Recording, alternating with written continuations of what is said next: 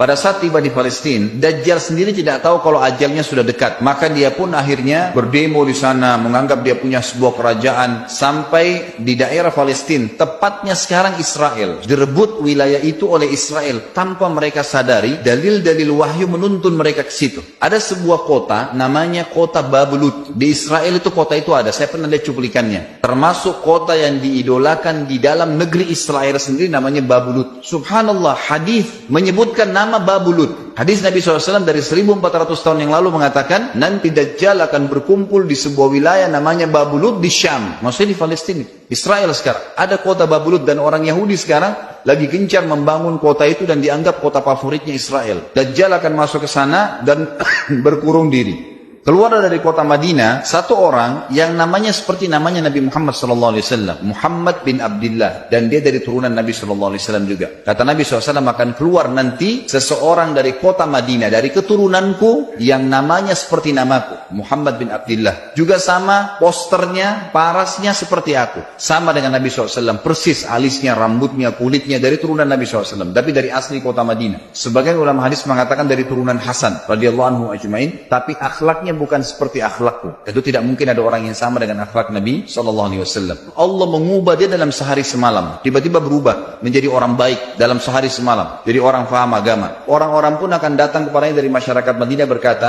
engkau adalah turunan Rasulullah SAW, pimpinlah kami berperang melawan Dajjal. Engkau adalah turunan Rasulullah SAW, pimpinlah kami berperang melawan Dajjal. Maka dia pun menolak. Dia menolak awalnya, kemudian dia menuju ke Mekah diikutin dengan 300 orang pertama dari kota Madinah. Sampai di Mekah, setelah selesai dia tawaf, maka seluruh muslimin menunjuknya sambil mengatakan, engkau harus memimpin kami. Dan orang ini punya julukan Mahdi, dikenal dengan Imam Mahdi. Inilah tanda-tanda kiamat yang kedua. Setelah Dajjal keluar, buat kerusakan di muka bumi tadi selama 40 hari itu atau setahun lebih. Kemudian keluarlah tanda-tanda kiamat kedua pada saat dia sudah tiba di kota Babulut di Israel. Keluarlah si Mahdi ini. Pada saat dia tiba di Mekah, dibaiatlah oleh banyak kaum muslimin. Tidak disebutkan jumlah pasukannya. Maka terbentuklah pasukan jihad yang mengejar Dajjal menuju ke Palestina. Tanda-tanda kiamat besar yang ketiga adalah pada saat pasukan Imam Mahdi dengan pasukan jihad itu tiba di Darul Bayda namanya, kota putih yang ada menara putihnya, dan itu sekarang di negeri Syam, tepatnya di Damaskus, ibu kota Syria. Hadis menyebutkan di menara itulah, di masjid itulah Imam Mahdi mampir sholat asar bersama pasukannya. Pada saat itulah datang tanda-tanda kiamat besar yang ketiga, yaitu turunnya Nabi Isa alaihissalam. Kata Nabi SAW dalam hadis Bukhari, hadis Muslim, hadis Sahih semuanya, dikatakan Isa alaihissalam akan turun sambil memegang kedua sayapnya malaikat, dan dari rambutnya yang basah meneteskan air, dan semua muslimin waktu itu menyaksikan. Dan ini wahyu, penyampaian pasti terjadi. Maka dia pun turun, lalu kemudian dia masuk, dan orang-orang pada saat itu mengenalnya kalau dia adalah Isa, dan mereka sudah tahu ini masanya, turunnya, keluarnya Dajjal. Mahdi sudah ada, mereka tahu akan turun Isa. Sudah ada informasi seperti yang disampaikan ke Bapak Ibu sekarang,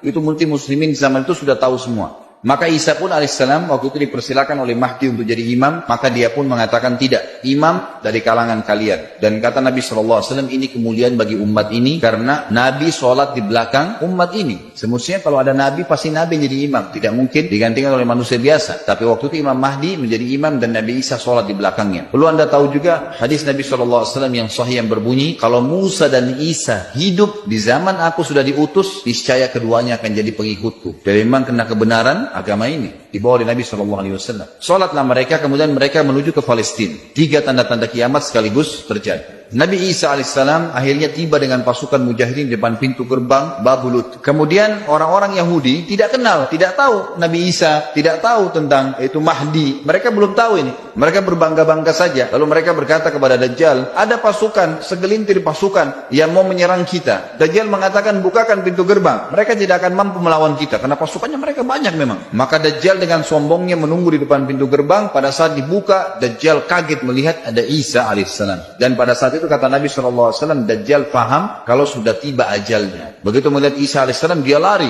dan badannya sambil meleleh di depan para pengikutnya. Lalu Isa alaihissalam mengejarnya, mengatakan, wahai musuh Allah, saatnya kau akan menemui ajalmu. Ditusuklah dengan tombak emas di antara 2 matanya, maksudnya di dahinya, ditusuk oleh Isa alaihissalam dan matilah Dajjal. Pada saat Dajjal mati, pengikutnya pada ketakutan semua. Mereka anggap Dajjal Tuhan, mereka anggap Dajjal orang yang perkasa lah, orang yang kebal lah, beragam macam kelebihan. Mereka kaget pada saat mati, maka seluruh pengikut Dajjal dari kaum Yahudi akan bersebaran sembunyi di bawah batu dan pohon, di atas batu dan di bawah pohon. Semuanya batu dan pohon itu akan berbicara kepada setiap pasukan mujahidin, berkata, wahai muslim, ini Yahudi di atas saya atau di bawah saya. Batu bilang ini Yahudi yang sembunyi, yang pohon mengatakan, wahai muslim, ini Yahudi, bunuhlah dia. Maka dibunuhlah orang-orang Yahudi tersebut yang menjadi pengikut Dajjal oleh kaum muslimin. Kecuali satu pohon, namanya pohon Garqad. Dan apakah Bapak Ibu sudah tahu, sekarang pemerintah Israel besar-besaran menanam pohon itu. Satu dunia ini semuanya Islam. Hadis sahih, kata Nabi SAW, Islam akan masuk ke setiap rumah dengan kemuliaan atau terhina. Enggak ada lagi penolakan terhadap Islam. Itu hadis sahih. Maka Nabi Isa AS memimpin pada saat itu, disebutkan dalam hadis 40 tahun dengan ketenangan menerapkan hukum Islam. Kata Nabi SAW, bagaimana awal umat ini bisa sesat sementara aku yang pimpin, dan bagaimana akhir umat ini bisa sesat sementara yang pimpin mereka Isa dengan menjalankan hukum-hukumku. Dari Nabi Isa AS nanti menerapkan Al-Quran seperti yang kita lakukan, sholat segala ini sudah selesai, dikerjakan semua. Dalam hadis lain dikatakan Isa AS akan menghancurkan semua salib, membunuh semua babi. Nggak ada seekor babi pun hidup di muka bumi. Pada saat itu semua salib dihancurkan, dan yang menjadi tidak ada agama lain. Semua Nasrani, Yahudi, Hindu, agama apa saja habis semuanya. Semuanya beriman kepada Allah Subhanahu wa taala dan menjadi muslim.